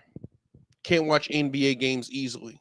Yeah, and you can't, like I said, you can't watch them easily, so you can't really see who you want to see play. And then they don't advertise it well. I feel that there's no like stories like that. There's no rivalries. There's no feuds. It doesn't feel. There's no as beef. personal. That's right. There's no beef. Yeah. There's no beef. There's no animosity in the NBA. No competitive animosity. Like there's no two teams that don't like each other because for a while there was the Clippers and the Mavericks. Or I mean, back when Kobe was playing like Lakers Celtics. Yeah. That shit was. We had a Lakers Celtics rivalry during our or like lifetime, the Cavaliers you know and the Warriors. Yeah. The Thunder and the Heat. The Thunder and the Lakers. It was Golden State. It was intense. Cleveland. Yeah. That was major. That was for 5 years. 3-4 years. That was 5, bro. Of just back-to-back final matchups. Literally, bro. Even if they got swept, fuck it. They ran it back again next year. Literally, like, bro. Straight fades. Yeah. And now you don't really got that. Even the historical rivalries don't have the same magic because you just don't feel that animosity, that tension. There's no buildup for it. There's none of that. So I think the NBA just got to get more focused and just highlighting their stars and make them feel important to where you have to watch their games. And you got to want to show the games too. I mean, it's just got to be easy to access. Because I know there are a ton of I know a hell of people that enjoy basketball. Yeah. But yeah, make it more accessible. Have more publicly televised games. Yeah. Like if you want people to watch basketball, make it easy to watch. Mm-hmm. And football schedule is only on the weekend. Or it's yeah, you're right. It's they used to around the week. So Thursday through Monday. Yeah, you're right. And that and you works. know when to tune in. It's like Monday night football, Thursday night football. It's built around exactly. America. Like when people go sit and be on the couch, he's on to something on the couch. Now I could just he's cooking. Click on CBS. He's cooking. No, you still get there. the game on regular. Even if you don't have no streaming, you still get football games. But I will give basketball credit that on the off chance a random Wednesday night, some bullshit ass game is on. Shit, let me just put this on in the background while I don't know, study or something. I feel like that is valuable in certain cases. It depends on how we market it and how accessible it is. It's been saying. And if you guys remember, they used to have games on Sundays on ABC, and those were always big advertised games. But I don't have cable no more, so I don't see those if they still do that. But Christmas game is still iconic. Yeah, the holiday games are iconic. They said the NBA had a better Christmas matchup this year than the NFL. They did because they had what was it? Jam-packed day. It was 4 games on, wasn't it? Yeah, they had a late game. It was Denver v Suns going into 10-11 to car. Hey, Denver is fun to watch. Yeah. They got hella Ubers on. I love watching Jokic play. Yes, but now they got Russ. That shit's so cold. There was one hashtag hustle. Hustle. Hashtag hustle. Man. What were you saying though? No, they had 70% efficiency, both of them. That's their play, and it was triple doubles, I'm pretty sure. So it's you got somebody that's got a 74% efficiency rate, and then a 76. You can't beat that. I will they say might get another chip this year, honestly. Might. I will say that with basketball specifically, they're very good at putting their clips online immediately. Yeah. So I'll give them credit for that. I've been seeing that John Morant dunk all week. Whoa. Man. That's tough. That shit. With John Morant, my height, that shit wild as fuck. Yeah. He got bounced. Just on the tallest guy in the league. But we do got some more news, man. Some a little bit more sadder news. I guess depends on who you are on this end of the receiving news. But it was confirmed in an interview with Tor. ASAP Ferg was doing, and Tor asked him so what's up with the ASAP mob? Y'all gonna do another project? What's the future of that hold? And Ferg just says, honestly, ASAP's probably a thing of the past. Over. Harlem's gone. No, it's no more. Harlem isn't gone. It still exists. It's not the same. It's Harlem. a city, Joe. It's a city. It's not the same Harlem it once was, man. ASAP I mean, Mob. it hasn't. ASAP Mob broke up. Dipset's fighting. This is not a good time for Harlem world. The past is gone. So all I can say, welcome to the present. we been knew ASAP Mob was done, bro. But it just sucks hearing it out loud because now he's like, okay, it really is over. Because when did the last project come out? 2018. 2018. Cozy Tape. Yeah, because then the pandemic hit, and that's when it was like, hey, look, I don't know what y'all doing, but you got to go get some money. Yeah, you got to go figure your shit out. Like, I don't know. I also family. I feel like Rocky and Ferg got too big for it. Mm-hmm. So what's that mean? What do you mean by that? I mean, they became bigger than ASAP. Like you could always tell with ASAP and Ferg, you could always tell that eventually their sound was just gonna get too big to just be in a group. I see them like the fashion shit is a whole nother job. Like doing that at a high level and to the level that they be doing that at, I'm already knowing it's like. But I thought it was not on you, it's in you, bro. I thought it was in them. It isn't. I thought that's how they wake up. That's why they do it. It shouldn't be a strain on them if you walk that talk and walk that line. No, I'm not saying it's a strain to do all of those things at once. I'm saying like when Rocky is focusing on his brand and Ferg is focusing on his brand and such focusing on modeling and doing the fashion shit, y'all don't got time to like come together and do that. And at the end of the day, it was Yams' vision, I feel like. So them niggas don't love each other. That's crazy. It's not that. He's fishing. Yeah. He's fishing. He's searching for something. You're not gonna get me. Where's the bait? Where's the bait? But nah, yeah, it's just eventually everybody just grows, and as they grow into who they want to be and what they want to do, sometimes the visions don't align no more. Yeah. Like we seen Rocky have 2 kids since the last album. Ferg dropped ASAP from his name. Like I don't think we've seen Ferg wasn't at the video shoot for Riot. Just Ant was there and 12. Yeah. But it's just I don't know. It just sucks to eventually have the final marking of like the end of an era. Yeah. Bro, Odd Future broke up on my fucking birthday. I saw that tweet and I'm like, no way. I'm 19. This can't happen. This is all 15. This means everything to me. This is my 9/11. No. This is my 119. This is my 119. Yes, 119. Wait, what is 119? Today, nigga. Oh, the TikTok ban. Aha! Hold on, What's man. up, Nelso? He on fire today. He on fire today. John Morant, get out of the way, man.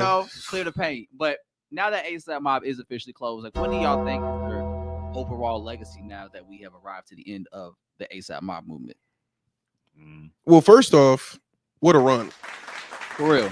Great run. I remember the first time hearing Peso and Purple Swag on MTV2. Enamored. On MTV2, you were That's up where late. you seen it? You seen it on MTV? I cool. saw Peso for the first time on MTV2 late night. That's tight. And my boy Keenan was like, Keno Reno, shout out. Shout out Keno. We all in this year. He goes, you heard these guys before? I'm like, no. And he showed that ASAP time. I'm like, bro, who are these guys, man? How do I get this on my iPod right now? Where can I download this legally? Yeah, man. I just remember seeing the Purple Swag video.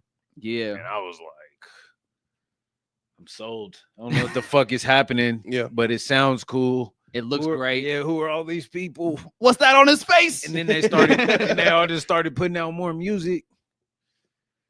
Then they put out a whole tape together. Yeah. I'm like, oh, this is just cool. Like that was such a cool, just organic movement to see happen in real time. And I think the impact of it was just so instant that it just swept the blog era by storm. It went by real fast. Cause I remember downloading the was it Lords Never Worry? Yep. No, not Lords Never Worry. ASAP's tape. Oh, Live Love ASAP? Yeah. I remember downloading that. That's like the summer we going into college. Mm-hmm.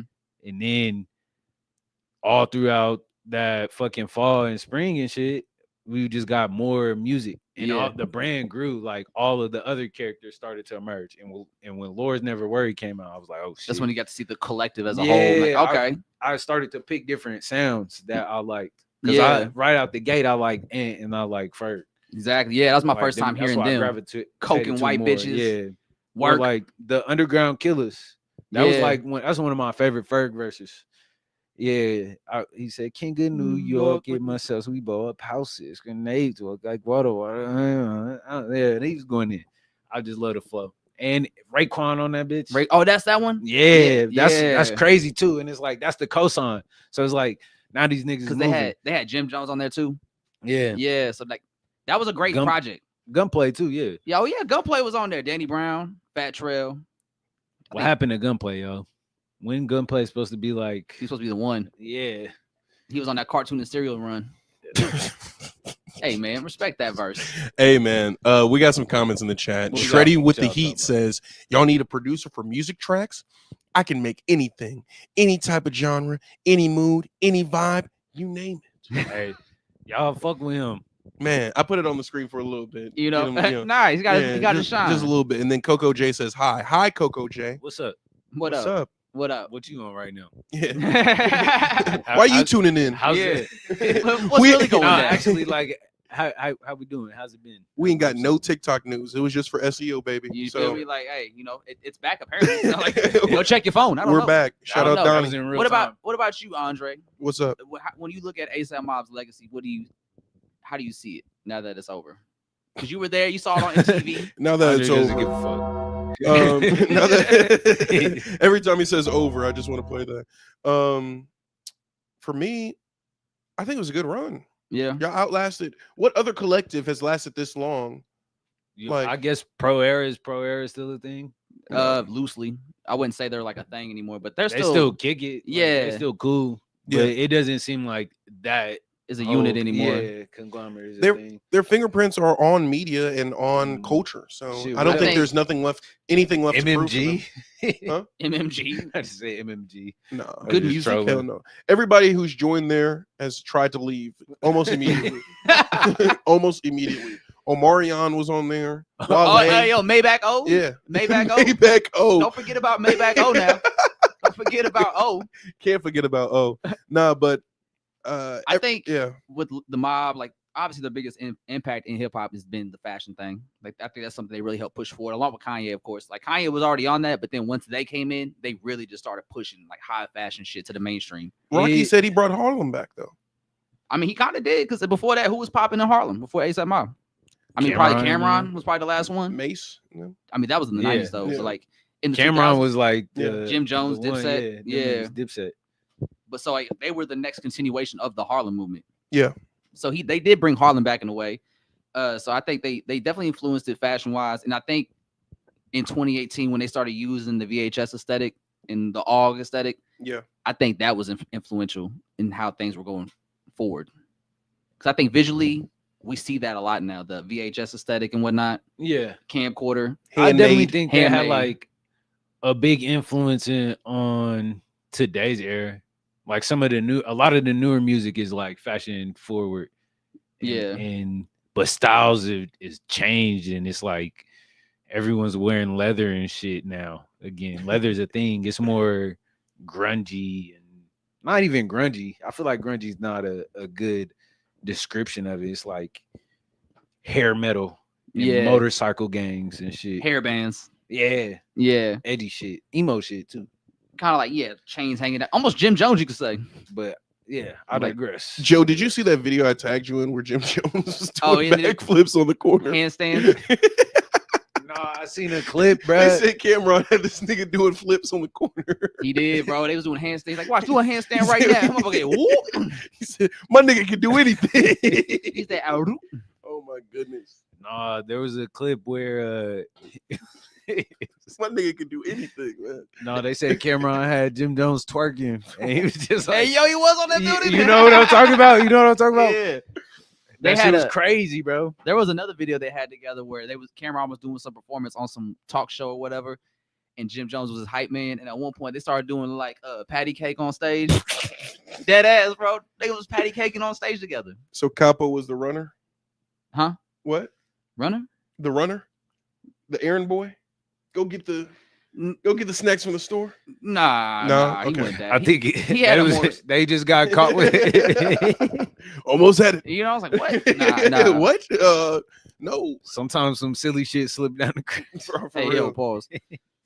I'm always there to push the content. Push the envelope. COE content over everything. For real, man. But oh yeah, so how do you feel about the Joey Badass Pro in versus LA movement that's happening right now?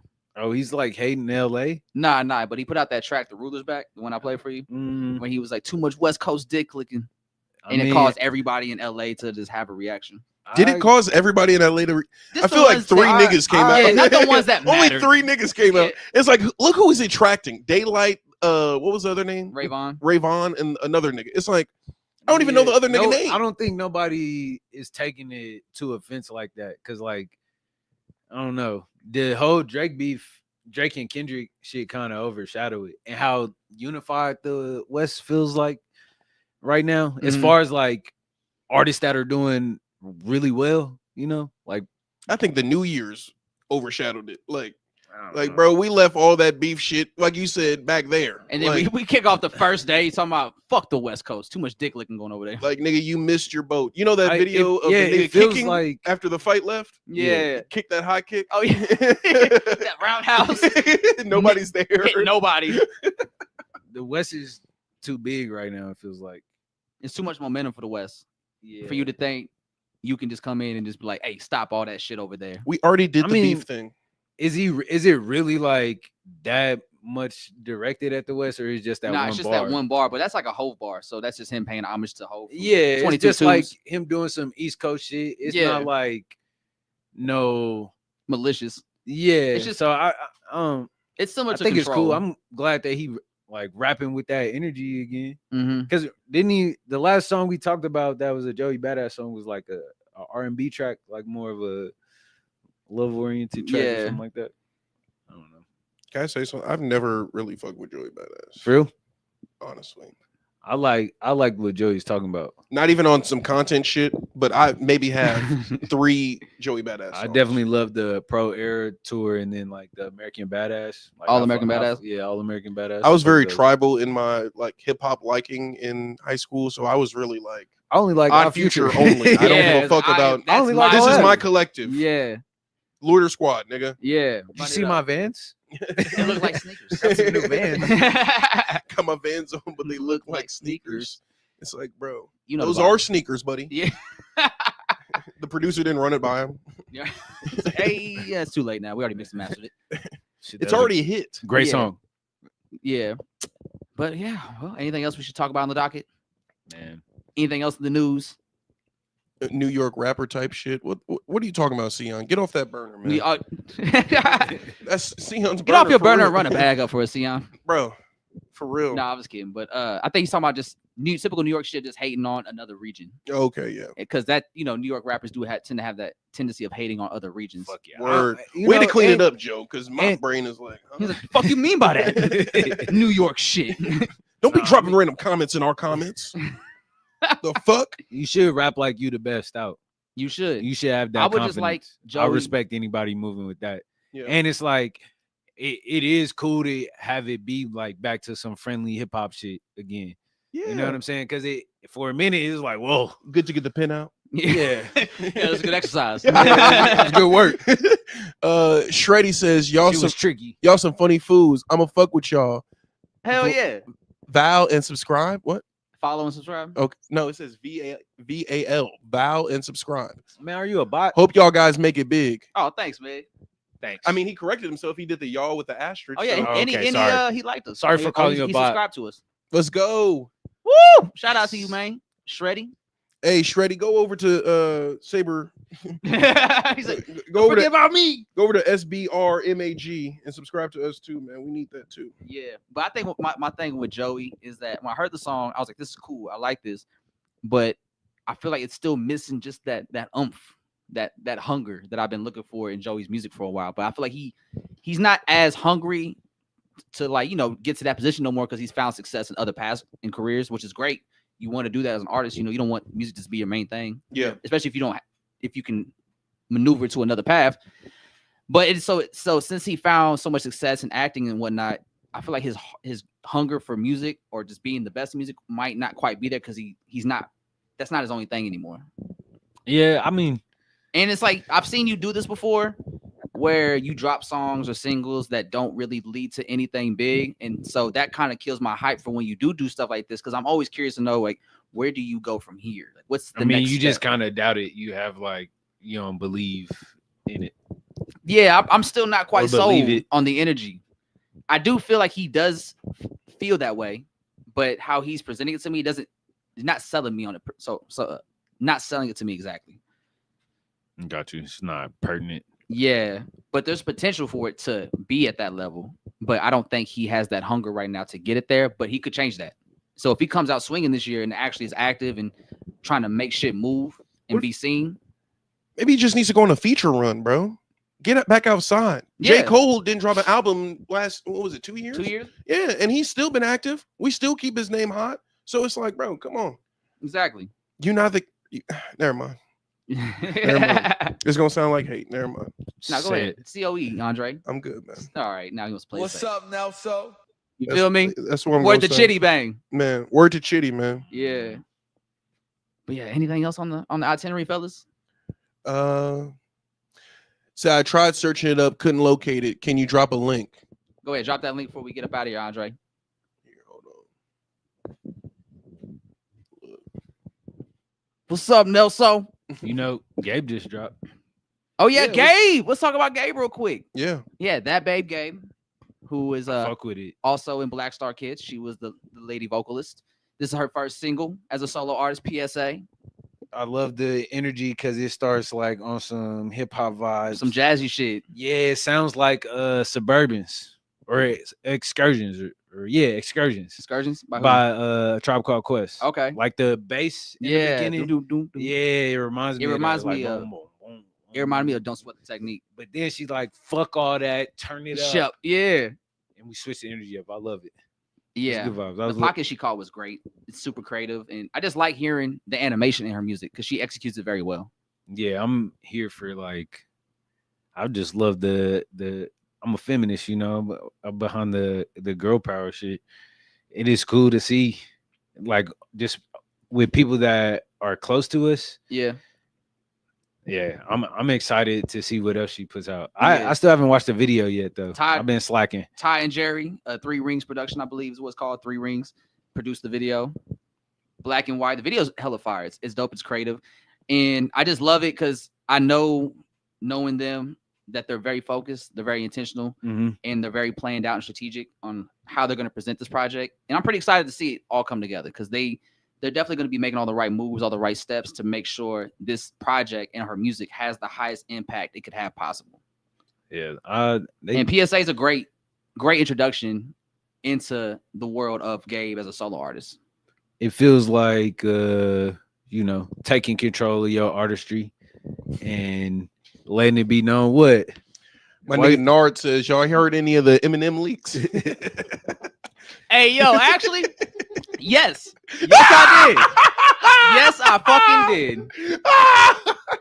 Yes, I fucking did. Bro. Oh, hell no, man. What the fuck, man? Hold on, before we get to the Eminem leaks, what's your thoughts on Gabe? I don't even know how. Bring it in with Gabe. Nah. Really just take it. Nah. So after that, taking back your nigga said fuck the podcast. Taking control of your artistry. Yeah. And just being you. Yeah, just being yourself and letting everybody know, like, fuck you, I'm gonna do what I want. That's why people create art. Express yourself. And yeah, good ass music too. Exciting. It's produced by The Human, right? The Human, yep. Ty and Medici. Did they shit once again? And always can hear their inspirations and the ties and the callbacks, and I love it. And it makes it fun to listen to. Yeah, it feels good. It's not like you putting some bad shit in your ears. Like everything be so negative. Like we was having a conversation about Future, and that shit do get draining to listen to a little bit. It could be a lot. Yeah, it's the same shit. It's like spurts. It makes great songs. Great music. Great music. But I'm not about to run like 3 Future albums back to back to back. But I will ask you if you okay. I will in after that. separate days. Yeah, how much pain do you got to be in? Yeah, what's to going on, run 3 Future Are you albums stuck, back brother? to back. It's like, brother, I think real help is needed now. Yeah, like, We're 3 Future albums deep. You need some tree. hey, you too locked in, bro. Don't fucking get it over with. Come on, let's go watch the game, Go bro. and fucking get it over with. Go fucking get it. Yeah, that shit wild. Do you need some money? Shout out Gabe. Shout out Shout Gabe. out the human. Yeah, for doing their thing. This is the first single of what's to come with the Game Project, so I'm super excited. I think they're gonna drop a video for every song, so I'm very excited to see how they roll this out. Oh, hell yeah. And Ty's really taking a movie. hands on the wheel with the production and the directing. So He's the fucking, shout out 3 Rings. He's the A&R. Yeah, He's the mind. the human. Oh yeah, what was we gonna talk about out before Gabe? The Eminem leaks. leak. My boy Nard. Make sure Hey, you subscribe, man. Hey Nard, let's talk about this Eminem leak real quick. Okay, so I heard there was a bunch of Eminem leaks, right? And then these Eminem leaks spanned from I think different eras of Eminem, if I remember correctly. But there actually was a song that leaked. I think it's called "Slap You" or "Fuck You" or something like that. And it was a diss track towards Ja Rule and Suge Knight that M referenced on Toy Soldiers. That's when he said the N-word? No, Oh, no, that's the wrong leak. yeah. Wait, someone got audio of Eminem saying the N-word? Yes, Yeah, that's yeah, what Benzino was barking at in the early 2000s. Yeah. Like, I will this nigga said the N-word. He's white. Like, shut up. How much you think that's worth? Somebody put on Toy Soldiers. How much y'all think that's worth? Nothing. He put it out, he already put it out. Damn. And didn't he rap on it? Eminem? Didn't he take the beat and rap and like make an Eminem diss or something? I don't know. I don't think so. I wasn't alive back then, so. Well, All right, young man. I wasn't hip hop alive. All right, you know what I'm young saying? man. Yeah. But there was a song that leaked. It was a Suge Knight, Ja Rule diss where he went in and he was rapping like Against All Odds by Tupac. And it was the song that he referenced on Toy Soldiers when he said like, I inherited Dre's beef and I just lost it. And Dre told me not to go after it in regards like Dre's beef with Suge Knight. Yeah. That was the song he was talking about. And so it finally leaked when all those Eminem leaks hit this week. And I listened to it and it was actually a really good Eminem like diss track. Yeah. Nard said the Suge diss was wild. Yeah. Like it was one of them songs where if this would have dropped, a lot of people's trajectories would have changed. It would have caused some turmoil. Yeah, a real war would have kicked off. Occurred. But it was cool just hearing a new old Eminem song and just hearing him like when he was in that space creatively and he was like at his peak rapping wise and just hearing him rap at that caliber. It was nice to hear again. Is that what they refer to as the old Eminem when Yeah. people say we want this one back? I would say old did you Eminem. get that feeling? Yes. Because it dropped. I think he made that song around 2002-3 when the 50 Cent Ja Rule shit was popping off. So it was around that time. So it's like 2003, fresh off of 8 Mile. They pretty on edge still. Yeah, Pretty like, hungry. Shit's getting hot in the streets. Yeah. I've been jumped a bunch of times. Have you ever ran a fade and took 3 more back to back? Oh, you haven't? Shut the fuck up and keep it a rap. You know. Anyway, Nard also asked, "Do you not? I don't know if you guys fuck with Bad Bunny or not, but the new album has bangers and is well thought out." Actually, I do need to check it out because Bad Bunny's an artist that even though I'm Spanish, I don't speak Spanish and I don't understand it very well. But I do like. My God, bro. Listen, I've heard it my whole life. You don't gotta remind me. How many sound bites you got over Oh there? my God! How many bro. sound bites you got on that fucking laptop? Hey was man, waiting shout for out you to to say Sion. This is what you wanted. Sion, all right. Hey, put the camera on me right here. Yeah, all right, there we go. Salute, Sion. I'm a black man. Put the camera on me. Put the camera on me. No, okay, go ahead. Yeah, I'm sorry. I've been wanting to get into Bad Bunny's music because people do say it's really good, even if you can't understand it's like just how it sounds. You know, it's like listen to the anime intros. You don't know what the fuck they saying, but that melody be fire. Hey, the That Yu Yu melody be Hakusho hype. one is unmatched. I like JJK had a fire one. I like They be the having some slappers. the Naruto Fighting Heroes. We are fighting. All right, I'm not gonna do it. You know, I Go don't ahead, want to bust it sound down. insensitive. Bust a note. But Bust a verse. But look up Fighting Heroes or Demons or whatever the fuck they I say don't fucking in know. the. I want to in hear the- you It's sing. the OG Naruto. This man just told me to dance. He did. No, He no, said I tap dance. said I want to He hear just you pulled Mr. sing. Burns on me? I Alright, said nigga. sing. This motherfucker just put a Mr. Burns on me. Tap dance. Sing the song. Hey, Mr. Burns will pull out a gun and shoot at Smithers' feet to get him to do it. Dance. Nard Man. says there was a crazy Chris Brown and Rihanna line that was never supposed to come out, and the Antichrist original track was a Michael Jackson diss as well. Oh, He's so still that talking had about to be- Eminem. Yeah, so that had to be like 2006. Damn, he's to dropping hella 2008. comments. Thanks, Nard. He going in. Let's he go, dropping Nard. Hey, make sure you some good subscribe, info. Nard. Can we Yeah. get the Because subs Nard going? giving us a little bit of lore behind this. Man, Yeah, Nard was tapped in. I just heard the Suge Knight one, and I was actually curious to hear just what that sounded like. Nard is Eminem's burner. Hey, yo, shout out to Marshall, man. shout out And to so Marshall. Eminem Man. was just dissing women a lot, huh? Nah, for real, bro. Like he had beef with a lot of women. They hurt him a lot. He said, I'm tired to the That's bed and set the crazy. house on fire. And we said, turn it up. Motherfuckers played Kim and turned that shit up. Like I get why Eminem's rebrand was like how it is now. He got sober Because he was so intense on all of that, and he was like, yeah. There might be Doing his parallels thing. from Eminem's early career that line up with like the release of the Joker versus Joker 2 and the latter half of His Eminem's career. Yeah. Like, no, we want the old Joker back. This is ass. Yeah. Yeah. So, I see what you're saying. like, he 'Cause- realized what his music was doing, Yeah. and he was like, no, I want to be the opposite of Yeah. that. I don't want to Yeah. make this. Like, Yeah. there was that comment he did on one of his albums where he had a sound clip of Fack playing, Mhm. and he said, Fact. Fack. I know it. Yeah. I know that song. Oh, okay. Yeah, I yeah, was yeah. like, I was singing. like, you know, this is live, right? Yeah, I was like, Yeah. so Fack. But he was- FACK. there was a Yes. soundbite he used from that song, and he goes, I put that on my greatest hits. Like, even he couldn't believe like how much he was wilding during that time, which kind of makes you put in perspective how high he probably was during those years of his career. Shit, him and Wayne. So it's like once you got sober and you able to have a clear-headed mind and just reflect on what you did, you're like, yeah, I don't want to be known for that. I don't want that to be what people remember me for. Man. Yeah, but I mean, that's why we gotta meet people there because we shouldn't condone unhealthy shit or toxic shit. Yeah. Us says like a community gotta choose better, you know, how we respond to it. Cause like, But it's his art. yeah, Yeah. that's different. That's Yeah. different. If he realized, I feel like it'd be worse if he realized how his music was being used and then, for a lack of a better comparison, did the Drake thing and just continued to churn out that Yeah, like Yeah. hateful, spiteful type music. I guess I was like one of the people who was like, this shit sucks. Yeah, Yeah. You know what I'm And saying? actually there was a and I'm my not dad was definitely taking looking at in me like. considering like fuck listen to consideration like Right. what it took for him to make that album. My dad was You know looking what at me I'm like, like Encore. who did I Or raise? recovery. Yeah. So like, cause I understood the pain and like the drug shit, you know, Mhm. like that was what was being sold to us, you know. Yeah. It's not all the deep cuts. Or like I've really felt his story about like how he grew up with his mom and his relationship with his mom. That shit is like, okay, these are like the real pieces of it. Yeah. But after a while, it did just get into like the antics and the shock value shit. And it was like, you making good songs because you could just crank out good songs with Dr. Dre and fucking 50 and shit. Yeah. It's a And formula. yeah, it's easy.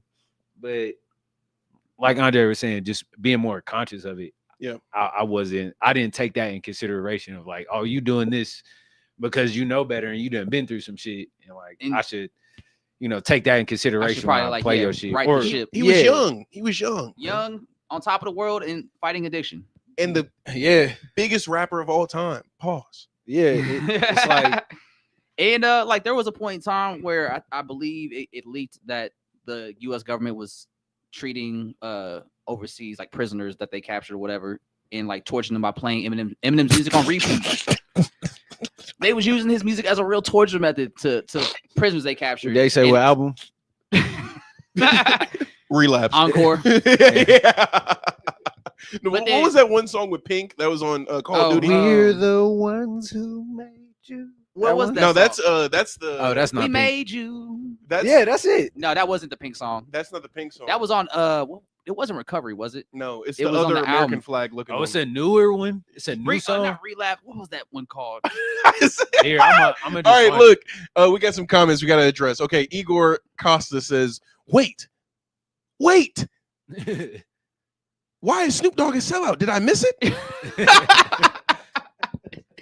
Joe, real quick, solo cam. Why is Snoop a sellout? Snoop's a sellout because he sold out his people, his culture, his morals, and values because he's going to be performing at the inauguration for Donald Trump. No, he already performed at the crypto thing. Oh, you performed at the crypto, but he's not doing the inauguration. Oh, he's not? No. Okay. It was a welcoming party / thing for Trump. Oh, it was for Trump, but it wasn't inauguration. Okay.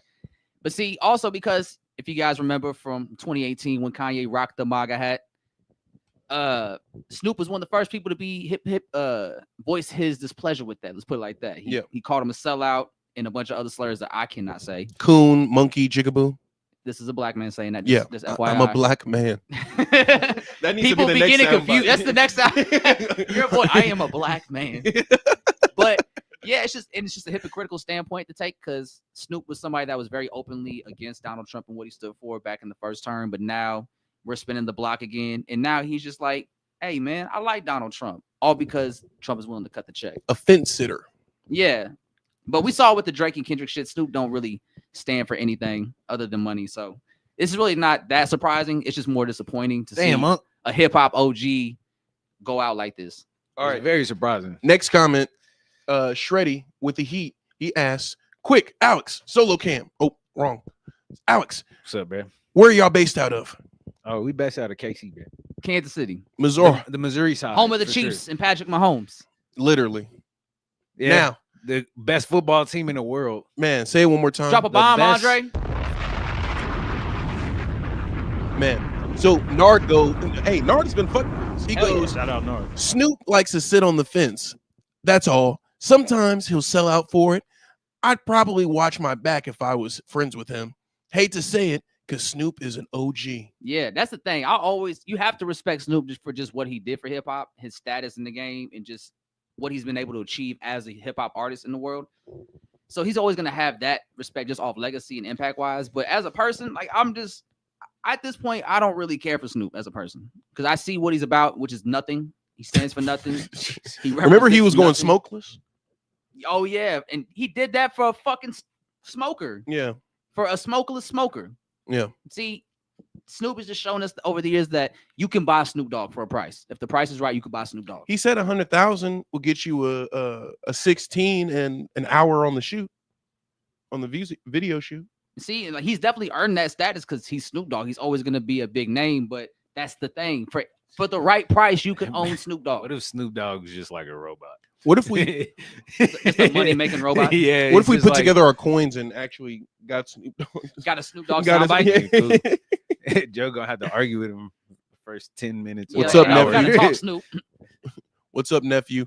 No, Nard says, you guys have chill convos. I'll watch the relay after the stream. Hey, thanks, Nard. Hey, make sure you like and subscribe, Nard. Man. Is this the Eminem song y'all talk about? Nah, No. that wasn't. It was the Call of Duty one. Just look up Call of Duty. Call of Duty, man. Yeah, let me see. And then Nard goes on to say, and shout out to bro behind the camera. He's doing the sound bites as well. There's actually two of us behind the camera. Shout out to my boy Sebastian. A bomb for him real quick. Hold on. Wow. Won't back down. Yeah. We can go back to it. Down. What, we don't like that song? We won't back down. That's like but that's commercial though. Yeah, it's made for sell out. It's made for like sync placement. Yeah. Call of Duty. It's Call of Duty. Yeah. And like fucking any UFC movie or fighting like, promo. just throw it UFC in promo, there, yeah. I was a kid when it came out. So I like this commercial and I like this song. My boy Shreddy says, that's right, the Chiefs. Yeah. He said, I'm from Cali, but I've always liked the Chiefs, especially in Madden. For real? Not a like not, how far hey, hold on. Yeah, what's the ties? Yeah, maybe not Madden like 12. How old are you? Yeah, hold on. Yeah, so how far back of a Chiefs fan do you go? Do you go Priest Holmes era? Like were you there for that? You're Trey like Green? Alex Smith, Jamal Charles there? Yeah. We're speaking foreign. Tyler Thigpen era? Alex Smith went to playoffs. No, he went to school in California. He's like from California. And he played for the 49ers. He went to Helios High School. Mm. Yeah. That sounds like something that would fix your taxes. Helios. Download the new Helios app. My homie KD went there too. That's how I know. And Nard said the backdrop is fire. Thank you. He said he goes. Oh, this whole thing. He said he goes. He said he goes as far back as Alex Smith, man. Okay, Alex Smith. Okay, so you got on at the perfect time, Shreddy. Man, That was a fun team, but it was like, damn, the fucking Colts every time. the Titans too. Andrew Luck's Colts too. Mariota Hey, caught his own pass. Hey, look, I was so That's real sick, y'all. pain, bro. I had a stomach ache when that happened, bro. I was like, damn, that shit embarrassing. That's real pain. He But- said I didn't get into Madden until 2016. Oh, buddy. Didn't Oh didn't my Mariota God, just bro. he caught another pass like that? He's got like 2 of those in his career. Huh?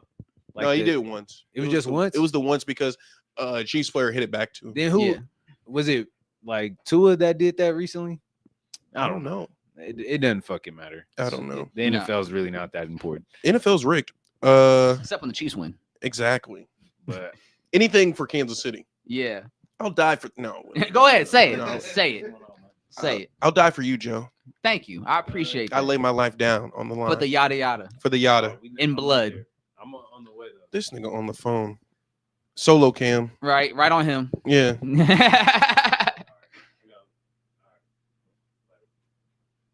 I got Mark confused. He thought we was doing the pod at the fucking shop. Made Mob clothing store. If you guys Yeah. want some fresh gear, hit up mademob.com. I gotta go let Mark in real quick.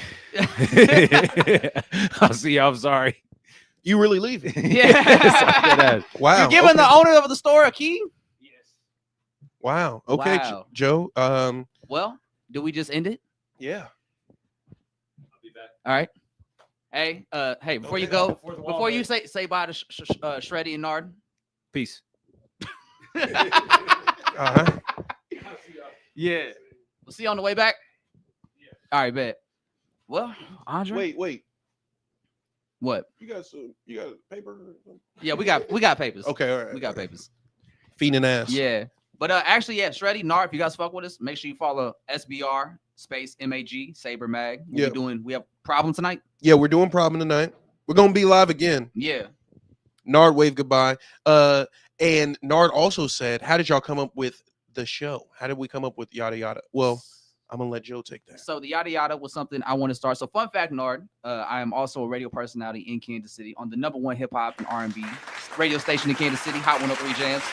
And so I wanted to have a platform that I was able to build from the station to being on there to help give my homies that do music and other artists in the city a platform to just showcase who they are, their music, and just get to know more about them. So that's how we developed the foundation for the podcast. And at the time, I was watching Seinfeld a lot. I was going through my first watch of Seinfeld.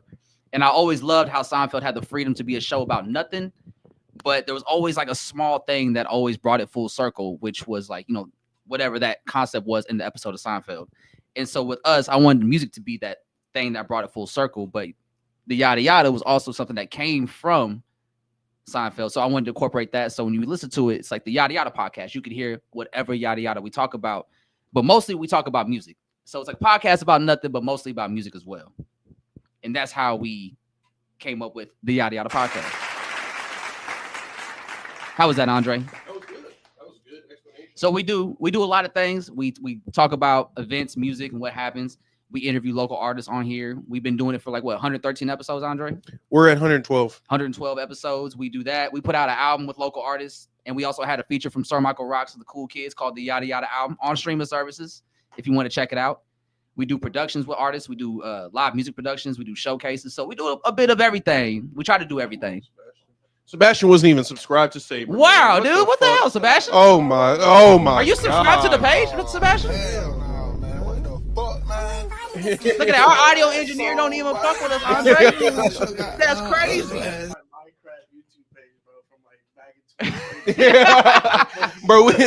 in Bro, we gotta subscribe on every burner, bro. I got 12 accounts, bro. He said, nobody got me like I got me.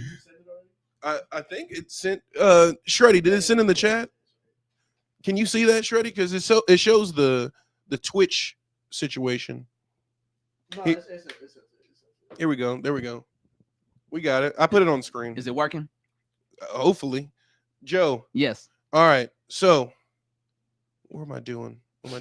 That's clever. Keep it up, guys. Solid ground feels like this is what solid ground feels like. What? The hell are you talking about, man? It's what solid Oh ground yeah, like. he wasn't even subscribed to Yadda. Oh, come on, dude. Did Sebastian did you use to post clips? Yeah, bro, I had a whole let's play going on, man. When I was like, you was out there building in 13. Minecraft? Yeah. So I got onto this editing stuff and stuff like that. Oh, that's tight. audio, yeah. That was your origin story, huh? Yeah, no, hella. That's yeah. tight. Baby Keem's origin story was Minecraft. Joe, explain Sebastian's like lore and how he became a part of the podcast, because this was the most serendipitous situation. I feel like Perfect it's time, perfect place. Exactly, one of the best stories to come out of the podcast. So Sebastian is the audio engineer for the podcast, and how we met him is that we do live podcasts as well. There's an event in Kansas City that's ran by some Latino organizers that we participate in. Some Latinos, you know what I'm saying? Like, you know, they be out. Shout out to FK. Man. Like, he talking like you don't know his name. I'm just trying, well, like explaining it to him. Yeah, you know what I'm saying? Like they wouldn't know who those people are. Hey, but now, and when you say their name, they can go and look them up. FK Minutes. FK He's Minutes, a DJ in Kansas City. He puts on this event called Sabados. Yep. They do live podcasts there. We've done a few. And one day we were doing a live podcast, and our audio engineer that also worked on the pod, named Sion, who's in the chat, he was actually going to Paris for 3 months in the summer. So we were trying to figure out, like, what the fuck are we going to do for the pod while he's gone? And we happened to meet Sebastian there that same day. And Andre was like, yo, this guy does audio. Yeah. I was just wandering around. Yeah. Shout out to Lexi, because she's the one who Lexi. was like, yo, can he help anyway? I'm like, fuck it. My computer's about to explode. If you can figure something out. Fucking 110 degrees out here. It was hot as fuck. No, it was. It was hot as fuck. It was crazy. But yeah, we managed. We did it. And now we do literally live podcasts. It's not like no editing shit. There's no cuts. No, it's all raw, all pause. Here. Hey, man. Come on, man. Come on, man. Well, no, yeah. I mean, shout out to the computer messing up a little bit, bro. Then I was real. like, oh well, you know, I do a little bit of that stuff. Let me hop in. You know, I did OBS. That's when I started recording my Minecraft YouTube videos. Yeah, and I was like, humble 13. beginnings. Humble beginnings, and look at you now. Dude, I mean, I've been doing this stuff for a while now. I do this stuff for my like day job as well. Yeah. Yep. So yeah, no, it's just a whole bunch of fun. And for the longest, I didn't know y'all were a music podcast. Like it legit, it started like not said that. I ain't listen to shit we said. I was just like, that nigga just show up. Yeah, like, dude, these dudes love music, man. Yeah. Say, man, y'all just really talk about a lot of music. Just really in it. Now you're interviewing guys that think, what the hell is going on? Shout out to Sebastian for catching on. You know, man. How many episodes did you get where you're like, oh, this is a music podcast? Dude, it was like a month in. I was like, damn. They really like music. I was like, damn, they brought in some like musicians, some artists. I'm like, shit. Okay, well, what's going on? I saw an album. I was like, why a podcast dropping an album? Because we were the first ones to do it. I know. That's some good shit. Drop a bomb for us, Andre. Man, I'm trying. Hold on. I'm also going to read the comments too. Yeah. Well, shit, man. We're at 147, right? This don't even feel like. And we still got 14 people in the chat. This is probably our most successful yada across both platforms. Hey, y'all getting real active right now in the chat. For real, man. Yeah, that's tight. You see, this is the beauty of going live. You know, it's funny, y'all. I didn't even want to do live shit. Yeah. It was Nelson, the guy behind the camera, that was like, no, we gotta go live. Live is the future, man. It Everything's live now. So people like interact. It's cool to interact with people too. Exactly, man. Have them be part of the conversation. Well, Joe, we've come to that time. It is, y'all. We don't do this for like 3-4 hours unless it's just like a really good conversation. Yeah. We like to be short and concise, have a good time, and then go about our day. But we will be coming back to y'all tonight on Saber Mag. Yep. Problem tonight, 8:00. 6. Excuse me. We're switching it to Sion wanted to switch it, so we won't be there super late at night. Motherfucker. You tell this to me now? Hey, man. I had plans. I was like, all right, I'm gonna do some shit before 8:00. What are you doing? I'm meeting with Ty. Oh. Bring him over. I'll see what he's doing. Bring him over. I'll see if he wants to come over. Man. Because I don't know what he's doing after this, but bring him over. So yeah, I guess we're doing problem at 6:30. I mean, I'm not mad at it because I do like that you're doing it earlier. You ain't tell me this shit till literally just now. Yeah, I'm sorry about that. Yeah, I was, locked in with this stream and shit happens, man. Nard asks, you guys don't use OBS? Actually, we do not. So yeah. Speaking producer. speaking of services that we use StreamYard, right? And if you want a special discount on StreamYard, 10% off, make sure you hit that link in the bio. That will give us some credit so that we're not paying out of pocket, because this is an in-house operation. Yes. If I can hold on, I'm not even gonna do it. Go ahead. Yeah, I can move camera. It's all good. There's 3 people in the room right now. We have 4 with Alex. So the operation, it's about a 5-person operation. Yep. You have me and Alex, who are the co-hosts. You have Andre, who's the producer / third mic. Yep. We have Sebastian, does audio engineering, and occasionally hops on the mic. That's 4. Yep. And then Alex's girlfriend, River, she helps us with creative direction, creative content for the brand. So it's about a 5-person operation. Yeah. And then we outsource for other things we might need when it comes to like productions or albums and whatnot. So we just try to stay active in the city, work with people in the city. Nard asked, what do you like about that program instead of OBS? This is the analogy that I use in my head to the reason as to why I use this over OBS. This is like the Apple of streaming services providers, in my opinion, because we can program clips, we can program sound effects, we can do all these different things, and it's very streamlined, very simple, very clean. And if we say we wanted to have a virtual guest, we can do it very easily. We can do picture-in-picture very easily, and it has its own servers to where you can store the data of the video and whatnot in the system itself. You don't have to save it to an external hard drive. There's a cloud server. So that's basically why I use StreamYard. It's what I've always used. It's clean, and for us, it works, man. Yeah, it works really well. Shout out to StreamYard. Haven't had no problems with it. Yeah, shout out to StreamYard. Yeah. Did it kind of glitch there? Did it lag out? Nah, I didn't see nothing. Okay.